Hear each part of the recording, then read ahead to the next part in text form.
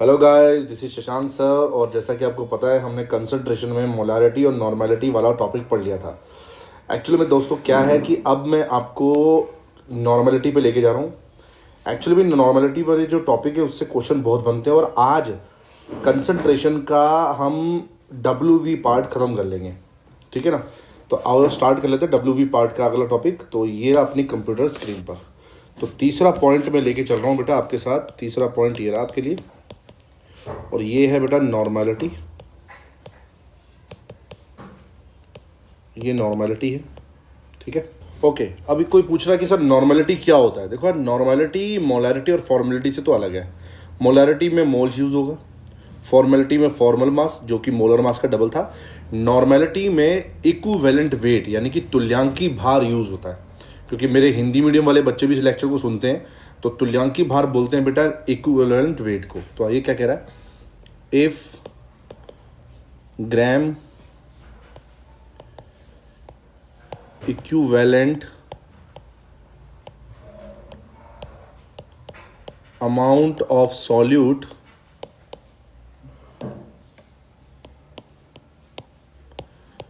present in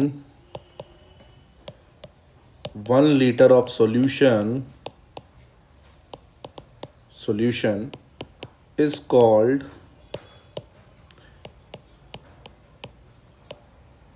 normality. Is called normality. तो normality का fundamentally क्या निकलेगा, normality is equals to gram equivalent amount of solute upon volume of solution. Sir ये बता दो कि ग्राम इक्विवेलेंट क्या होता है। तो पहले इसका फॉर्मूला देखो। फर्स्ट फॉर्मूला तो सबको क्लियर हो गया। अब लिखेंगे वेट ऑफ सॉल्यूट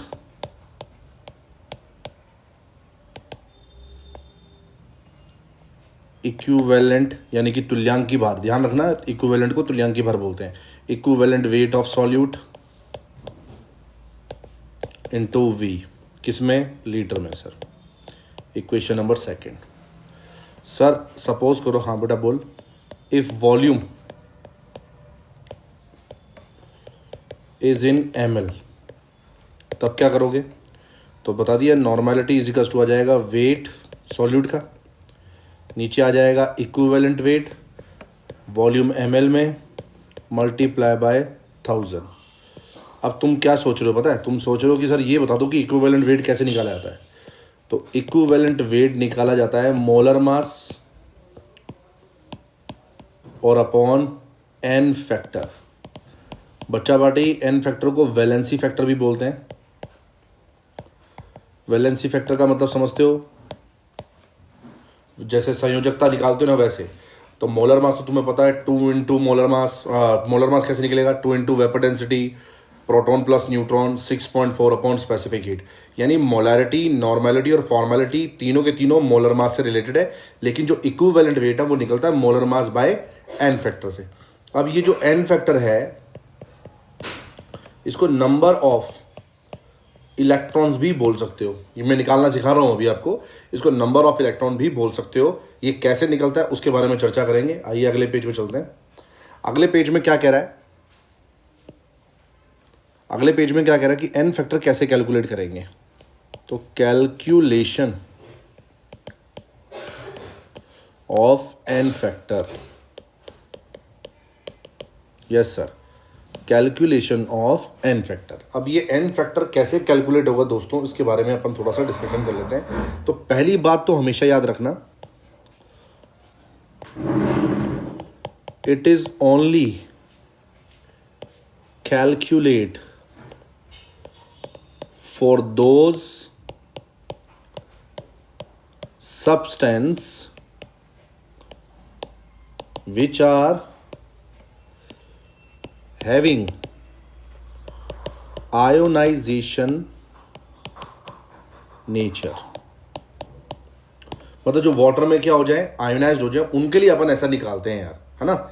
जो वाटर में आयोनाइज नहीं हो रहा उसके लिए एन फैक्टर वैसे निकालना नहीं चाहिए, लेकिन उसके लिए पहले मैंने बोल दिया है उनके लिए एन फैक्टर हमेशा 1 होगा। तो जैसे देखो बेटा, some substance like sugar,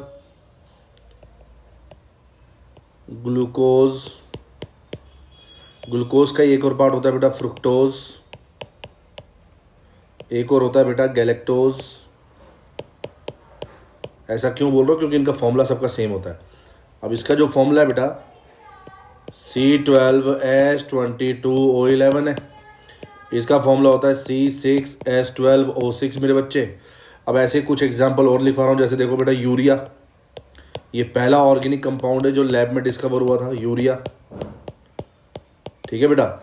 और जैसे जितने भी ऑल एल्कोहल्स वाटर में आयनाइज नहीं होते, इनका जनरल फॉर्मूला क्या होगा बेटा ROH। अब ऑब्वियसली R एल्काइल ग्रुप है, डिफरेंट हो सकते हैं यार, जरूरी थोड़ा एक ही अल्कोहल की बात कर रहा हूँ। तो जितने भी अल्कोहल्स हैं वो भी वाटर में आयनाइज नहीं होते। अब इनका जो जैसे मोलर मास की बात करूँ तो इसका पूरा निकलता है बेटा 342 ग्राम। याद करने की जरूरत नहीं है, ग्लूकोज मतलब कैलकुलेट करने की जरूरत नहीं, सीधा याद रख लो। ग्लूकोज, फ्रुक्टोज, गैलेक्टोज का फॉर्मूला C6H12O6 होता है, इनका होता है बेटा 180। यूरिया का होता है 60, यूरिया का फॉर्मूला भी लिख दिया मैंने। नाइट्रोजन 2 होते हैं, हाइड्रोजन 4 होते हैं, कार्बन 1 होता है, ऑक्सीजन 1 होता है। और एल्कोहल में जो भी होगा उसका प्रेडिक्शन होगा। जैसे ज़्यादातर तुम्हारे को दिया जाएगा, इसी के अंदर मैं अगर बात करता हूँ, इसी के अंदर अगर मैं 2 वेरिएंट की बात करूँ तो पहला वेरिएंट है मिथाइल एल्कोहल, CH3OH दे देगा, है ना, और एक दे देगा इथाइल एल्कोहल, C2H5OH। तो इनका निकाल लोगे आप। तो सम सब्सटेंस लाइक ये जो आ गए हैं are not ionized in their water solution, so their N factors always 1। N factor always क्या होगा इनका 1 माना जाता है, क्योंकि वाटर में आयोनाइज्ड नहीं होते हैं। अब आगे की बात करते हैं। अगला पॉइंट कह रहा है N factor can't be 0। N factor कभी भी 0 नहीं हो सकता। सोच के देखो, मैं आपको थोड़ा सा बैक लेके जाता हूँ। मान के चलो ये N फैक्टर 0 ले लिया, तो मोलर मास तो होगा ही ना उसका, तो यार भाई मोलर मास तो होगा ही होगा। अब मोलर मास अपॉन 0 करोगे तो यार गलत है ना, इसलिए N फैक्टर 0 नहीं हो सकता, क्योंकि mass can't be created, can't be destroy बेटा। अब सर इसका मतलब इनके अलावा मोस्टली जो भी आएंगे उनके N फैक्टर निकल जाएंगे, बिल्कुल वो वाटर में आयोनाइज्ड होंगे यार। जैसे मैं एग्जाम्पल के तौर पे बताता हूँ तुम्हारे को, एक NaOH देखो, ये वाटर सोल्यूशन में जब जाता है तो Na+ और OH- साइन देगा। यस सर बिल्कुल देगा। अब आप मुझे बताओ, इसके ऊपर प्लस चार्ज कितना है 1 है, और इसके ऊपर भी प्लस चार्ज कितना है 1 है। तो 1 को 1 से मल्टीप्लाई, ऐड नहीं करना, 1 को 1। अब ये +1 का मतलब वो 1 है, -1 का मतलब है वो 1 है, तो दोनों को क्रॉस मल्टीप्लाई करोगे तो N फैक्टर ऑलवेज कितना आएगा 1। तो इसका N फैक्टर 1 हो गया, तो इक्विवेलेंट वेट क्या होगा इसका, तुल्यांकी भार क्या होगा sir, molar mass upon N factor. Sir NaOH का मोलर मास सोडियम का 23, ऑक्सीजन का 16 और हाइड्रोजन का 1, टोटल हो जाएगा सर 40/1। इसका भी आंसर आ जाएगा 40 ग्राम। यानी इसका मोलर मास भी वही है और इसका इक्विवेलेंट वेट यानी तुल्यांकी भार भी वही है। अब N फैक्टर की ट्रिक सिखाने वाला हूं, ब्रेक करके तो सीख जाओगे, इजी भी है, कोई टफ नहीं है। ध्यान से देखो, सोडियम और OH इनके बीच में कोई नंबर नहीं है ना, नंबर नहीं है तो उसका मतलब इनिशिएटिव तो तुम 1 नंबर तो मानोगे। जैसे सोडियम 1 है, OH 1 है, तो इनिशिएटिव 1 नंबर तो मानोगे ना, तो 1 नंबर मानोगे तो N फैक्टर कितना हो गया 1। अब देखो इसको डायरेक्ट कैलकुलेट भी कर सकते हैं, जैसे मैंने दे दिया सल्फ्यूरिक एसिड H2SO4। अब ब्रेक करने की बिल्कुल जरूरत नहीं है, देखो क्यों नहीं है मैं समझाता हूँ। देखो तुम जानते हो, तुम सभी जानते हो, SO4 एक पूरा एक मॉलिक्यूल है, और यहाँ पर H हाइड्रोजन एक एलिमेंट है, उसके 2 मॉलिक्यूल्स आए हुए हैं, यहाँ पे 2 एटम्स आए हुए हैं। अब H और सल्फेट के बीच में नंबर 2 है। देखो बेटा ये SO4 जो है वो एक पूरा मॉलिक्यूल है, और 4 इसकी टेंडेंसी है इसको रखने की, क्योंकि SO4 बोल रहे हैं हम इसको। ब्रेक कैसे होता है, 2H + SO4 - 2, राइट है ना। आप बताओ ऊपर प्लस कितना है 1 है, और -2 कितना है 2 है, तो 2 को 1 से मल्टीप्लाई करोगे तो N फैक्टर 2 आ गया। डायरेक्ट बताता हूँ, यहाँ पर 2 है, H और SO4 के बीच में जो नंबर है वो 2 है, तो 2 है तो इसका मतलब N फैक्टर हो गया इसका 2। अब इक्विवेलेंट वेट निकालते हैं। तो H2SO4 का इक्विवेलेंट वेट निकालेंगे तो मास आता है इसका 98 और एन फैक्टर कितना हो गया 2, तो इसका इक्विवेलेंट वेट हो जाएगा 49। तीसरा देखो बेटा, मान के चलो तुम्हारे पास AlCl3 है, सही है। अब बताओ कितना इसका एन फैक्टर, तो सर मैं सीधा बता दूंगा इसका एन फैक्टर 3 है। कैसे निकल रहा है, एल्यूमिनियम 1 है सर और क्लोरो 3 है, फिर भी ब्रेक करना है सर तो ब्रेक करके बता सकता हूँ। ये एल्यूमिनियम है और ये क्लोरो है, क्लोरो पे -1 आएगा सर और एल्यूमिनियम पे प्लस आएगा। तो मैं ब्रेक करना भी सिखा रहा हूँ, ध्यान से सुन लो। एल्यूमिनियम पे प्लस आएगा क्योंकि वो मेटल है। अब ये बताओ एक एल्यूमिनियम के सामने क्लोरो कितने हैं, 3 है ना। इसका मतलब क्या है, जो सामने वाला जो चार्ज है इंटरफेरेंस होता रहता है। कैसे होता है वो भी समझो। एक एल्यूमिनियम 3 क्लोरो को बैलेंस करेगा और क्लोरो पे -1 है, तो इसका मतलब एल्यूमिनियम पे कितना चार्ज आएगा, +3 आएगा। और क्लोरो कितने हैं बेटा, 3। ये समझ रहे हो, क्रॉस मल्टीप्लाई करना होता है। और इसको और इजी समझा रहा हूं कैसे होगा। ये एल्यूमिनियम है और ये क्लोरो है, ठीक है बेटा। अब एल्यूमिनियम और क्लोरो जो अगर ब्रेक हो रहे हैं तो एल्यूमिनियम +3 बना रहा है और 3Cl- बना रहा है। तो क्लोरो एल्यूमिनियम पे कितना चार्ज आया 3 और क्लोरो पे कितना चार्ज है 1। 3 को 1 से मल्टीप्लाई करोगे तो भी एन फैक्टर 3 है। हर कंडीशन से चेक करोगे पता लग जाएगा, ठीक है। अगले एग्जाम्पल में इसको और ब्रेक करके सिखाता हूँ। एन फैक्टर 3 है, इक्विवेलेंट वेट क्या आ जाएगा सर, AlCl3 का मास आ जाएगा और एन फैक्टर हो जाएगा इसका 3, तो ये इसका इक्विवेलेंट वेट निकल जाएगा। अगला एग्जाम्पल देखो बेटा, तो मैं ब्रेक करना बताता हूँ कैसे ब्रेक करते हैं। 4th नंबर के एग्जाम्पल पे देखो, ये आ गया Al2SO4 होल थ्राइस, ये आ गया। अब तुम दिमाग लगाओ, एक एल्यूमिनियम एक सल्फेट, तुम्हें पता नॉर्मली सल्फेट पे चार्ज कितना आता है 2 और एल्यूमिनियम पे आता है 3। अब इसके +3 को इसके -2 के इक्वल करना है, तो ऑब्वियसली इसको 2 से मल्टीप्लाई करूंगा और इसको किससे मल्टीप्लाई करूंगा 3 से, बैलेंस हो गया। अब आप ध्यान से देखोगे तो यहां पर 2 है और यहां पर 3 आ रहा है। मैंने बोला था ना SO4, ये जो 4 है वो ऑक्सीजन का पार्ट है, तो 2 और 3 तो एन फैक्टर कितना हो गया बेटा 6 हो गया। एन फैक्टर 6 होते हैं, इक्विवेलेंट वेट कैसे निकलेगा sir, Al2SO4 whole thrice mass divided by 6, इसका इक्विवेलेंट निकल जाएगा। तो नॉर्मलिटी निकालने के लिए हमें इक्विवेलेंट वेट निकालना पड़ता है, ठीक है। अब बेटा जैसे कि इसमें जो कॉम्प्लिकेटेड वर्ड्स आ जाते हैं, कुछ एग्जांपल्स देखते हैं। जैसे एसिटिक एसिड देखो, CH3COOH, ये हमेशा कैसे ब्रेक होगा, CH3COO-, क्योंकि एसिटिक नेचर होती है, H+, दोनों पे प्लस प्लस यानी -1 और +1, 1 चार्ज है। एन फैक्टर कितना हो जाएगा 1, तो इक्विवेलेंट वेट क्या हो जाएगा CH3COOH मास डिवाइडेड बाय 1। समझ आ गया। अब कुछ कॉम्प्लेक्सेस के बारे में बताता हूँ, इंपॉर्टेंट एग्जांपल्स थोड़े से ले लेते हैं। जैसे बेटा एक वर्ड आता है ड्यूल सॉल्ट। ड्यूल सॉल्ट में एक बहुत अच्छा एग्जांपल है ferrous ammonium sulphate, FeSO4 NH4 whole twice SO4 dot, अब जैसे मैं बोलता हूँ 6H2, ये ले लेते हैं। ये फेरस अमोनियम सॉल्ट है, इसका जो जनरल नाम है वो है बेटा मोर सॉल्ट्स। इसको मोर सॉल्ट्स भी बोलते हैं, आपके प्रैक्टिकल में काम आता है। अब आप ध्यान से देखो बेटा, जो मैं समझाने की कोशिश कर रहा हूँ, ड्यूल का मतलब यहाँ पर एक सॉल्ट ये रहा और एक सॉल्ट ये तो वाटर है।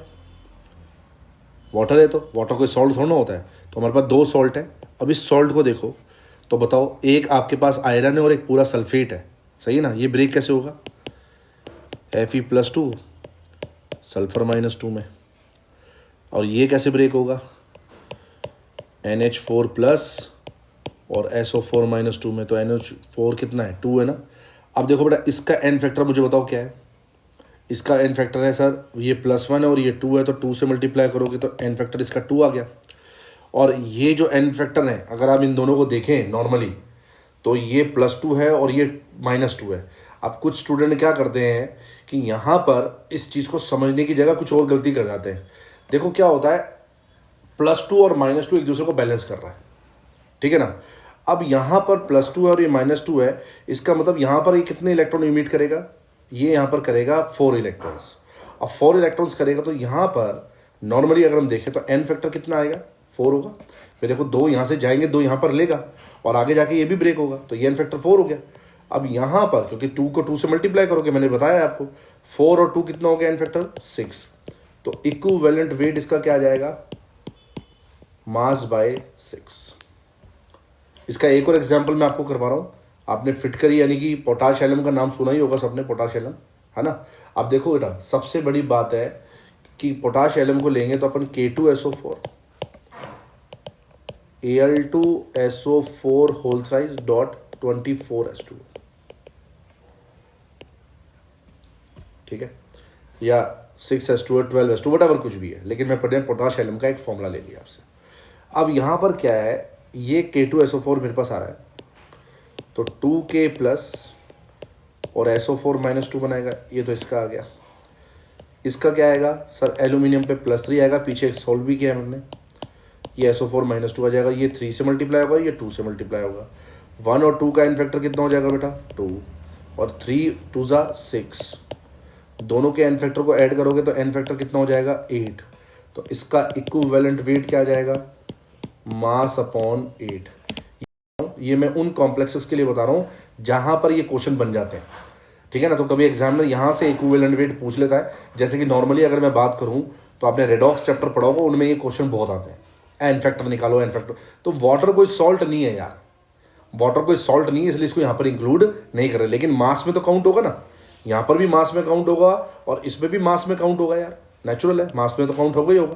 तो K2SO4 dot Al2SO4 dot 24H2O एक पोटाश एलम की रिस्पेक्ट में ले लिया, ये मोर सॉल्ट की रिस्पेक्ट में ले लिया, ठीक है ना। देखो क्या होता है, एक बात बता दूं कि ये जो ड्यूल सॉल्ट है ये सिलेबस में है, लेकिन जेई एडवांस में कभी कभी ऐसा क्वेश्चन डाल दिया जाता है कि जहाँ पर तुम्हें एन फैक्टर निकालना होता है। अब एन फैक्टर निकालने की ट्रिक बता दी है तुम्हारे को। फिर भी कोई डाउट है, वीडियो को वापस से रिवाइज करो और समझो। कोई डाउट हो तो मुझे बोल दें, व्हाट्सएप पे आप मैसेज कर सकते हैं मुझे। आइए बेटा, अब अगले टॉपिक पे चलते हैं कि हमने मोलैरिटी, नॉर्मेलिटी और फॉर्मेलिटी तीनों पढ़ लिया है। अब इनके रिलेशंस के बारे में बात करते हैं। रिलेशन बिटवीन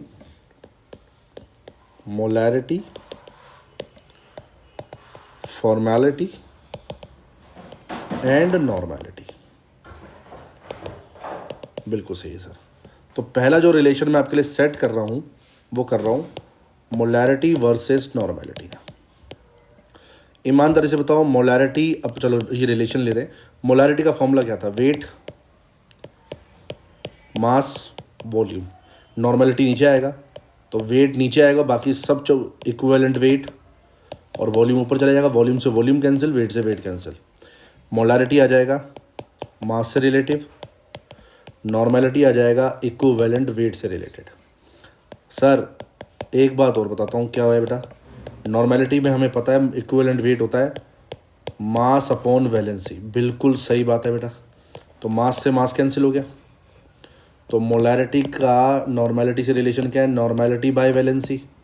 वैलेंसी मैंने निकालना सिखाई दिया आपको, ये एक फॉर्मूला तुम्हारा तैयार हो गया। और दूसरा फॉर्मूला अगर मैं बनाता हूँ तो नॉर्मेलिटी इज इक्वल्स टू क्या आ जाएगा, मोलैरिटी इनटू वैलेंसी। बिल्कुल सही है सर, परफेक्ट चीज़ है, ये भी बहुत इंपॉर्टेंट बात आ गई हमारे सामने। तो मुझे उम्मीद है मोलैरिटी और नॉर्मेलिटी का रिलेशन तो सबको क्लियर हो ही गया होगा, है ना बच्चे। अब चलते हैं नेक्स्ट लेवल पे, पेज नंबर 8 पे। अब ये क्या कह रहा है सर, नंबर बी है मोलैरिटी वर्सेस नॉर्मेलिटी।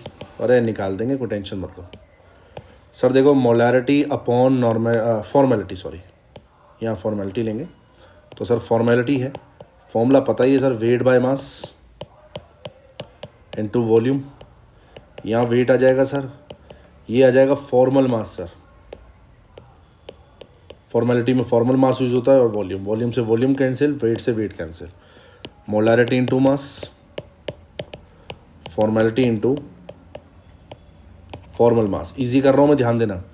तो molarity into mass, formality into 2 into mass. Mass का डबल होता है, मास से मास कैंसिल। पहला फॉर्मूला क्या जनरेट हो गया, molarity is equals to 2 into formality, equation number A. दूसरा sir formality is equals to molarity by 2, equation number B set हो गई। समझ रहे, तो दोनों रिलेशन समझ आ गए होंगे आपको। 2 इंटू फॉर्मेलिटी, मोलैरिटी बाय 2, एक ही बात है। तो दोनों से आप रिलेट हो गए हो, मोलैरिटी का नॉर्मेलिटी से, और मोलैरिटी का फॉर्मेलिटी से। अब आपको पता है अगला मैं क्या करने वाला हूँ, अगला जो रिलेशन लेने वाला हूँ वो तुम्हें सबको पता है, सी लेने वाला हूँ सर। नॉर्मेलिटी वर्सेस फॉर्मेलिटी ले लेते हैं, कोई टेंशन मत लो, बहुत इजी है। Normality upon formality is equals to weight, equivalent weight into volume, weight formal mass into volume. ये समझ आ रहा है ना, अपॉन करेंगे तो ऊपर चला जाएगा, वॉल्यूम से वॉल्यूम, वेट से weight cancel, normality into equivalent weight, formality into formal mass. अब तुम्हें पता है नॉर्मेलिटी में इक्विवेलेंट वेट क्या होता है, मास अपॉन वैलेंसी। फॉर्मेलिटी में क्या होता है, 2 इंटू मास होता है, मास से मास कैंसिल। तो पहला रिलेशन क्या आ गया, normality is equals to 2 into formality into valency.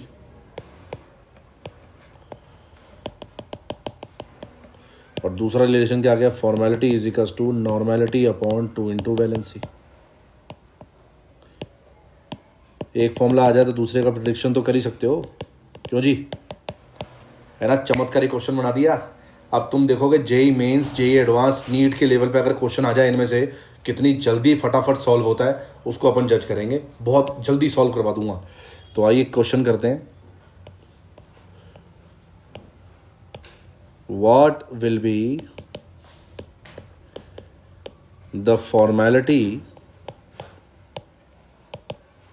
And normality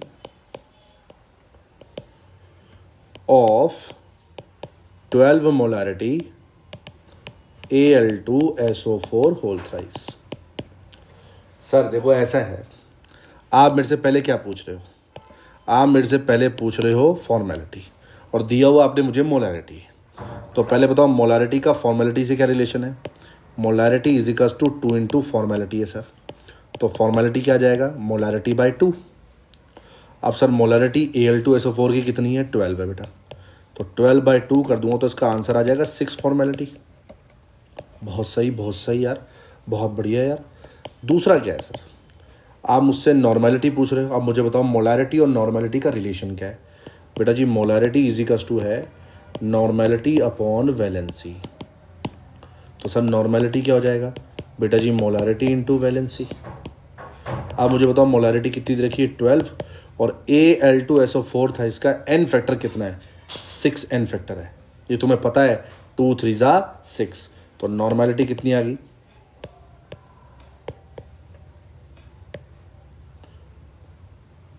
sorry बेटा 6, एक मिनट,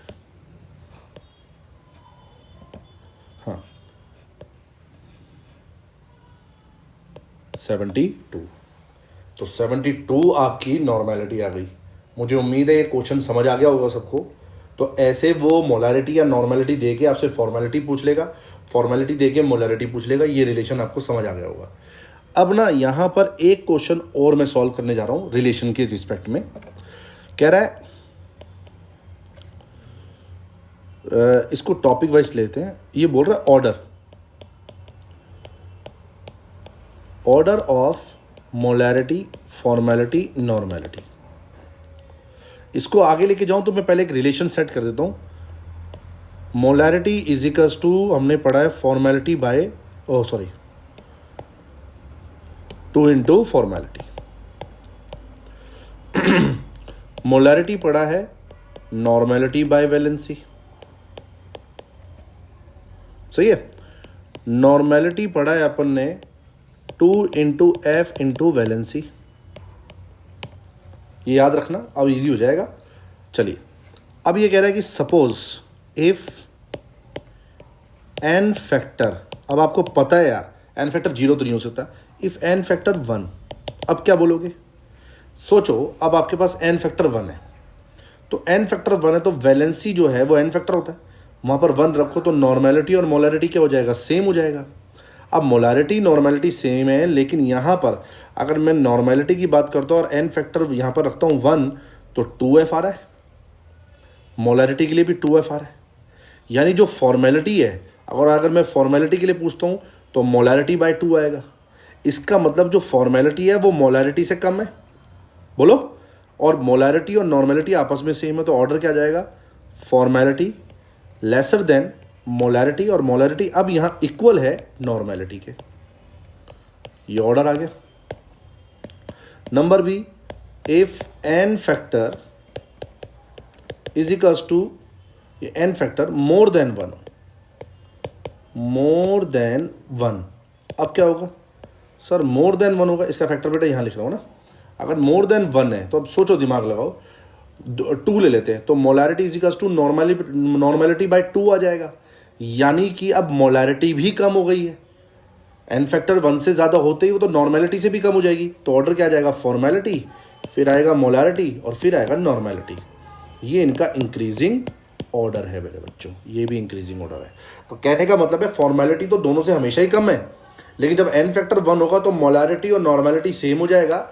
लेकिन जब एन फैक्टर मोर देन 1 होगा तो मोलैरिटी भी लेसर हो जाएगा नॉर्मेलिटी से। यानी सबसे पीक नोड पे आपको ऑलवेज क्या मिलने वाला है सर, पीक नोड पे ऑलवेज हमें मिलने वाला है नॉर्मेलिटी। ठीक है, हाँ, एन फैक्टर 1 है तो मोलैरिटी बोलो चाहे नॉर्मेलिटी बोल लो, कोई फर्क नहीं पड़ता। जैसे अब यहाँ देखो, एक टॉपिक जो मैंने करवाया था NaOH की रिस्पेक्ट में बताता हूँ। एक मिनट, यहाँ पे ध्यान दो, अच्छा टॉपिक है ये NaOH की बात कर रहा था। तो NaOH में एन फैक्टर 1 है। अब चाहे इसकी मोलैरिटी निकाल लो चाहे नॉर्मेलिटी, देखो अब इसका मोलर मास 40, इक्विवेलेंट वेट भी 40, कोई फर्क ही नहीं है। क्यों? क्योंकि सर यहाँ पर एन फैक्टर दोनों का सेम है। आइए बेटा, अब यहां पर एक कंडीशन क्या कह रहा है वो ध्यान देंगे। ये रिलेशन है बेटा, बड़े प्यारे प्यारे रिलेशन है, ध्यान से देखेंगे। If amount of solute present in percentage, जैसे 10%, 20%, 30%, ऐसे बोल दूंगा मैं, आपका जो सॉल्यूट है वो 10% सॉल्यूट डिजोल्व है, 40% सॉल्यूशन डिजोल्व है, उस रिस्पेक्ट में बात कर रहे हैं ना। तो if amount of solute present in percentage and density of solution given, density of solution given, कभी कभी न्यूमेरिकल में ऐसा बोल देता है। तो मोलैरिटी नॉर्मेलिटी का रिलेशन निकालना है, तो पहले मैं रिलेशन निकाल रहा हूं मोलैरिटी का। मोलैरिटी का फॉर्मूला बोलो, weight upon mass into volume. और नॉर्मली हम वॉल्यूम किस में लेते हैं बेटा, ml में, तो ऊपर 1000 आ जाएगा। अब एक बात मुझे ईमानदारी से बताओ, ये VT क्या है? वेट ऑफ सॉल्यूट है, वेट ऑफ सॉल्यूट है। अब तो ये आपको परसेंटेज में मिलने वाला है, और डेंसिटी दे रखी है सॉल्यूशन की। तो सॉल्यूशन डेंसिटी क्या होता है उसका, अमाउंट अपॉन वॉल्यूम। अब ईमानदारी से तुम मेरे साथ दो, मुझे वॉल्यूम सॉल्यूशन का नीचे दे रखा ना VmL, तो ये VmL में मानूंगा। अरे बोलो यार, तो V अगर मुझे निकालना है तो क्या आ जाएगा बेटा, अमाउंट अपॉन डेंसिटी आ जाएगा। अब तुम जानते हो कि जब सॉल्यूट आपका परसेंटेज में है तो सॉल्यूट भी आपका परसेंटेज में होगा, और दोनों का टोटल सॉल्यूशन होता है। तो सॉल्यूशन का जो अमाउंट होगा वो सॉल्यूट प्लस सॉल्वेंट होगा, और सॉल्यूट प्लस सॉल्वेंट, अगर सॉल्यूट आपका 10% है तो 90% क्या हुआ, सॉल्वेंट हुआ ना। तो ये हमेशा 100 आएगा ना, और ये D आ जाएगा। अब मोलैरिटी इज इक्वल्स टू, ये तो भैया वेट आ जाएगा परसेंटेज में, ये आ जाएगा 1000, मास का मास रहेगा, वॉल्यूम की जगह आ जाएगा 1000 अपॉन D, तो D ऊपर चला जाएगा, इससे ये कैंसिल हो गया। तो आपके पास जनरल फॉर्मूला क्या बन गया सर, जनरल फॉर्मूला बन गया molarity is equals to weight percentile into 10 into D upon मास।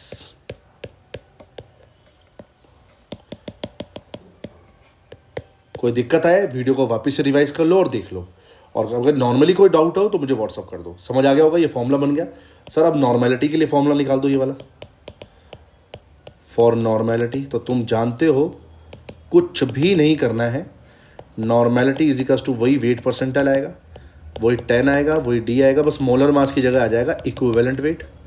और अगर तीसरी कंडीशन पे जाओगे फॉर्मेलिटी की, तो आपको पता है weight percentile into 10 into D upon क्या जाएगा नीचे, फॉर्मल मास।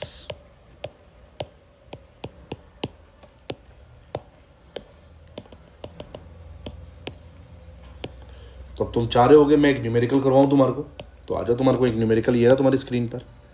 ये क्वेश्चन में क्या कह रहा है, ध्यान से देखो, समझना। इफ 40% NaOH, 40% की जगह थोड़ा सा टफ ले लेते हैं ना, थोड़ा टफ लेते हैं। if 49% H2SO4 solutions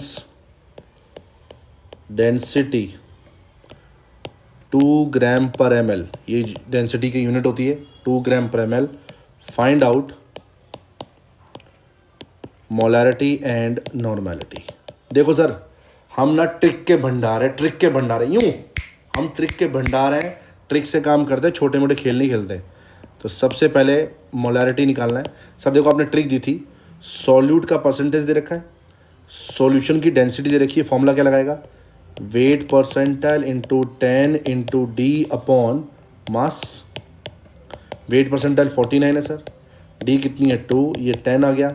और सर मोलर मास इसका होता है 98, किसका, H2SO4 का, सबको पता होना चाहिए। H2SO4 का मोलर मास 98 होता है, जैसे 2 + 32 और ये 64 ऐड कर लो, 98 आ जाएगा। तो ये लगभग डबल हो गया सर, 49 लगभग डबल, 2 से 2 कैंसिल। तो सर बताओ मोलारिटी कितनी आई, मोलारिटी आई बेटा 10 मोलारिटी। अब बता तेरे को क्या निकालना है। सर मुझे निकालनी है अब नॉर्मेलिटी। सर ऐसा है, लंगूर नहीं हूँ मैं, जरूरी थोड़ा ये फॉर्मूला लूँ, मेरे पास मोलारिटी आ गई, अपन क्या करेंगे, नॉर्मेलिटी आ गई, मोलारिटी इंटू वैलेंसी कर देंगे। अरे बोलना, पढ़ाए ना पीछे, मोलारिटी इंटू वैलेंसी कर देंगे 10, और H2SO4 की वैलेंसी कितनी होती है 2 होती है, तो नॉर्मेलिटी आ गई 20 नॉर्मेलिटी। बोलो समझ आ रहा है ना चमत्कारी फॉर्मूले। तो तुमको बस ध्यान रखना है कि वेट ऑफ परसेंटेज दे रखा हो, डेंसिटी ऑफ सॉल्यूशन दे रखा हो, तो तुमको निकालना है। अब अगला क्वेश्चन क्या कह रहा है, देखो क्या कह रहा है अगला क्वेश्चन। अगले क्वेश्चन में चलते हैं, देखो अगला क्वेश्चन क्या कह रहा है, find out density of solution if 10%, 10 की जगह 20 ले, 20% NaOH हैविंग मोलैरिटी 2। सब परसेंटेज दे रखा है, डेंसिटी ऑफ सॉल्यूशन पूछ रहा है, तो वही फॉर्मूला लगेगा, molarity is equals to weight percentile into 10 into D upon mass. बिल्कुल सर, मोलैरिटी दे रखी है, वेट परसेंटाइल दे रखा है 20, 10 की वैल्यू आ गई 10, डेंसिटी को x मान लेते हैं, मोलर मास इसका 40 होता है, तो x इज इक्वल्स टू क्या आ जाएगा 2 इंटू 40 अपॉन 20 इंटू 10। तो मेरे बच्चों ये तो इससे कैंसिल हो गया, इसने इसको कैंसिल कर दिया, तो x की वैल्यू कितनी आ गई, x की वैल्यू आ गई 0.4 ग्राम पर ml। हाँ या ना, देखो भाई 40 ऊपर ट्रांसफर हो गया तो 80 हो गया, 20 और नीचे आ जाएगा, 10 नीचे आ जाएगा, तो 20 से अपन ने 0 से 0 कैंसिल कर दिया, 2 से 2 कैंसिल हो गया, 4/10 को 0.4 लिखोगे तो अब उस सोल्यूशन की डेंसिटी कितनी हो गई 0.4 ग्राम पर ml। तो बेटा जी आपको ये यकीन आ गया होगा कि यहाँ पर आज हमने नॉर्मेलिटी, मोलैरिटी, फॉर्मेलिटी का रिलेशन पढ़ा है और कुछ फॉर्मूलेस को हमने डिस्क्राइब किया है, जो मुझे ऐसा लगता है सबको क्लियर होंगे अच्छे से, राइट है। इसकी प्रैक्टिस करते रहे, कोई डाउट हो तो मुझसे डाउट पूछ ले। Thank you very much.